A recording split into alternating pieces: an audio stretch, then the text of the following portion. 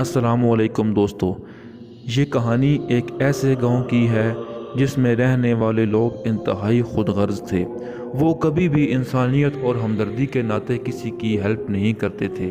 ہمیشہ انہیں جہاں پر اپنا فائدہ نظر آتا تھا وہ وہیں پر ہی کوئی کام کرتے تھے۔ وہ لوگ اپنے گھر کے ساتھ والے گھر کے لوگوں کا بھی خیال نہیں رکھتے تھے۔ یہ اس وقت کی بات ہے جب ایک بوڑھی عورت کہیں سے بھیک مانگتے مانگتے اس گاؤں میں آ گئی۔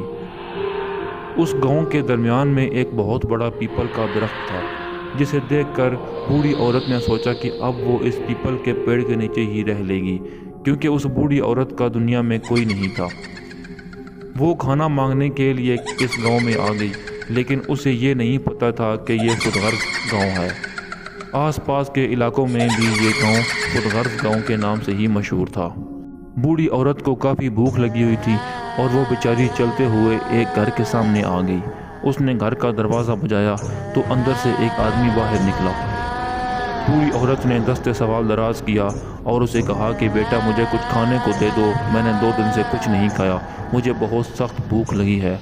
جس پر اس آدمی نے اسے دھتکار دیا اور کہا کہ صبح صبح بھیک مانگنے آ جاتے ہو، صبح صبح تو کام پر جانے کا ٹائم ہوتا ہے، میرے پاس کچھ نہیں ہے، جاؤ کہیں اور سے جا کر مانگو۔ اس کی خود غرضی دیکھ کر بوڑھی عورت بہت مایوس ہوئی۔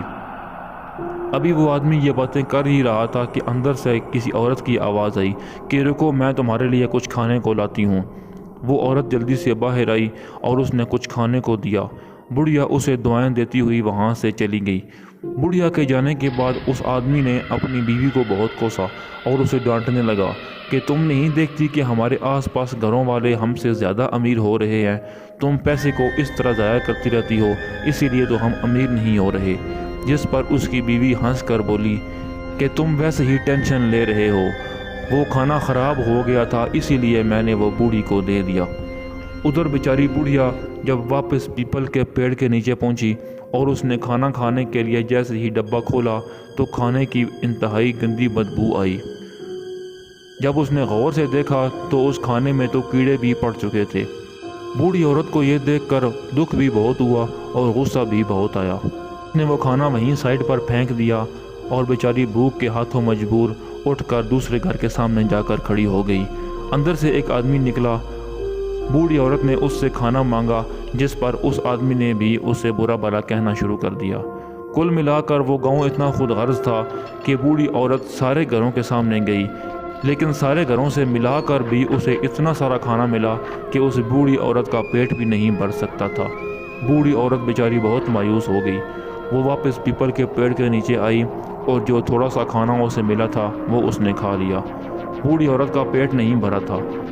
وہ بیچاری بھوک اور پیاس سے نڈھال ہو چکی تھی، اس لیے وہ اٹھ کر اب کہیں اور بھی نہیں جا سکتی تھی۔ اس نے اپنے آپ کو اللہ کے حوالے کیا اور اسی پیپل کے پیڑ کے نیچے لیٹ گئی۔ اگلے دن کافی گرمی تھی اور اس بیچاری کو بہت پیاس لگ رہی تھی۔ وہ اٹھی اور ایک گھر کے سامنے جا کر کھڑی ہو گئی۔ گھر سے ایک آدمی باہر نکلا تو بوڑھی عورت نے پانی مانگا۔ وہ اتنا خود غرض گاؤں تھا کہ کسی نے اس بوڑھی کو پانی تک نہ دیا۔ بوڑھی ان سب کو بہت بد دعائیں دے رہی تھی۔ جب بوڑھی عورت سب گھروں سے پانی مانگ چکی اور اسے کہیں سے پانی نہ ملا تو وہ واپس پیپل کے پیڑ کے نیچے آ کر بیٹھ گئی اور اللہ کو یاد کرنے لگی۔ وہ ان سب کو بھی بد دعائیں دے رہی تھی۔ پھر اگلے 2-3 دنوں میں وہ بوڑھی عورت بھوک اور پیاس کی شدت کی وجہ سے وہیں پر مردہ پائی گئی۔ گاؤں کے لوگ اتنے خود غرض تھے کہ اس بوڑھی کے مرنے پر بھی انہوں نے شکر ادا کیا کہ چلو اب ہم سے کوئی مانگنے تو نہیں آئے گا۔ انہوں نے بوڑھی عورت کی لاش کو ٹھکانے لگا دیا اور اپنے اپنے کاموں میں لگ گئے۔ ابھی 2 دن ہی گزرے تھے کہ رات کو پیپل کے پیڑ کے نیچے سے انتہائی سخت قسم کی آوازیں آنے لگیں۔ کبھی کسی لڑکی کے رونے کی آواز آتی، کبھی ایسا لگتا کہ بہت ساری عورتیں مل کر رو رہی ہیں۔ وہ آواز اتنی تیز ہوتی تھی کہ پورا گاؤں جاگ جاتا۔ گاؤں کے لوگ اپنے کانوں پہ ہاتھ رکھنے پہ مجبور ہو جاتے کیونکہ وہ آواز ان سے برداشت نہیں ہوتی تھی۔ بڑے لوگ تو خیر بڑے تھے، بچے اس آواز کو سن کر بہت ڈرتے تھے۔ 3-4 دن تو یہی واقعہ چلتا رہا۔ پھر ایک دن لوگ اس پیپل کے پیڑ کے نیچے جمع ہوئے اور ایک دوسرے سے صلاح مشورہ کرنے لگے کہ اس چیز کا کیا حل ہے، لیکن کسی کو بھی اس کا کوئی حل نظر نہیں آ رہا تھا۔ उस वक्त तक किसी को ये नहीं पता था कि वो बूढ़ी औरत जिसे उन्होंने कुछ खाने को नहीं दिया था वो अपना इंतकाम ले रही है। अगले दिन पीपल के पेड़ के साथ वाले घर में से एक बंदा गायब हो गया। वो सुबह अपने काम पर गया था लेकिन शाम को लौट कर नहीं आया। लोग बहुत परेशान थे। उसकी बीवी ने तो रो रो कर अपना बुरा हाल किया हुआ था। लोगों ने उसे हर जगह ढूंढा, साथ वाले गांव में जाकर भी देखा, लेकिन वो बंदा कहीं भी नहीं मिला। खैर लोग शाम को थक हार कर सो गए। सुबह जब लोग उठे तो उन्होंने उस आदमी को पीपल के नीचे मरा हुआ पाया। अब तो सब लोग बहुत डर गए और सब लोगों ने फैसला किया कि इस चीज़ का कोई ना कोई तो हल लाजमी करना चाहिए।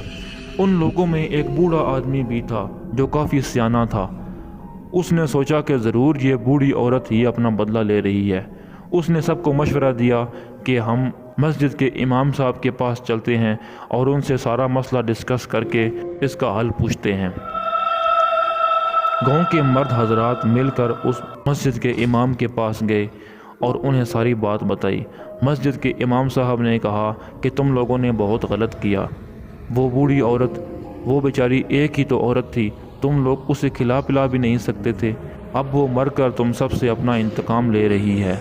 इमाम साहब ने कहा कि तुम लोग घबराओ नहीं, मैं कुछ कोशिश करता हूँ। वो इनके साथ चल पड़े और पीपल के पेड़ के नीचे बैठकर कुछ पढ़ने लगे। गांव के लोग भी सारे पास ही खड़े थे। बाबा जी काफ़ी देर पढ़ते रहे। काफ़ी देर पढ़ने के बाद वहाँ पर एक चुड़ैल हाजिर हुई। जब लोगों ने देखा तो वो वही बूढ़ी औरत थी जो अब चुड़ैल का रूप ले चुकी थी। इमाम साहब ने चुड़ैल से पूछा कि तुम क्या चाहती हो, जिस पर चुड़ैल ने अपनी इंतहाई खौफनाक आवाज़ में कहा कि मैं इनमें से किसी को भी नहीं छोड़ूंगी, इन सब ने मेरे साथ बहुत जुल्म किया है। इमाम साहब ने उस चुड़ैल को समझाया कि गलती इंसान से ही होती है, तुम इन सब को माफ़ कर दो। लेकिन वो बूढ़ी औरत बज़िद थी, वो सबसे बदला ही लेना चाहती थी। इमाम साहब ने उससे पूछा कि कोई तरीका तो होगा जिससे ये गांव के लोग बच जाएं। जिस पर उस बूढ़ी औरत ने कहा कि हाँ, एक तरीका है, इन सब को ये गांव छोड़कर जाना पड़ेगा। अगर इनमें से कोई भी इस गांव में रहा तो वो मरेगा, मैं किसी को ज़िंदा नहीं छोड़ूंगी। और तुम भी ये गांव छोड़कर चले जाओ, क्योंकि गुनाहगारों के साथ बेगुनाह भी मारे जाते हैं। ये कहते ही वो चुड़ैल कह लगाती हुई वहाँ से गायब हो गई। इमाम साहब ने गांव के लोगों को बताया कि इसके अलावा कोई हल नहीं है कि तुम लोग गांव छोड़कर चले जाओ। ये कहकर इमाम साहब अपने रास्ते चल दिए। वहाँ पर मौजूद कुछ लोगों ने एक दूसरे से कहा कि गांव छोड़कर तो हम लोग नहीं जाएंगे, क्योंकि यहाँ पर हमारी जायदाद, ज़मीनें, सब कुछ है।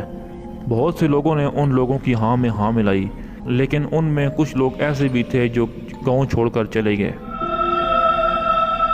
जो लोग गांव में रह गए थे वो आए रोज़ बीमार होने लगे और उनको बड़ी अजीब अजीब सी बीमारियां लगने लगीं, और गांव में शोर शराबा भी वैसे ही जारी था। हर रात पीपल के पेड़ के नीचे से अजीब व गरीब सी आवाज़ें आना तो रोज़ का मामूल बन गया था। अब जो लोग गांव में रह गए थे उन्होंने भी गांव छोड़ने का फ़ैसला कर लिया और अगले ही दिन उन्होंने सामान बांधा और उस गांव से निकलकर किसी और गांव में मुंतकिल होने लगे। अपनी खुदगर्जी और एक छोटी सी गलती की वजह से पूरा गांव अपनी जायदाद, ज़मीनें, घर बार सब कुछ छोड़कर दूसरे गांव में आबाद हो गया। इसीलिए कहते हैं कि खुदगर्जी नहीं करनी चाहिए, इंसानियत और हमदर्दी लाजमी करनी चाहिए। तो दोस्तों, आपको आज की कहानी कैसी लगी कमेंट करके बताइए। वीडियो अच्छी लगी तो वीडियो को लाइक करें। मज़ीद ऐसी कहानियों के लिए मेरा चैनल सब्सक्राइब करें। मैं मिलता हूँ आपसे नेक्स्ट वीडियो में, तब तक के लिए अल्लाह हाफ़िज़।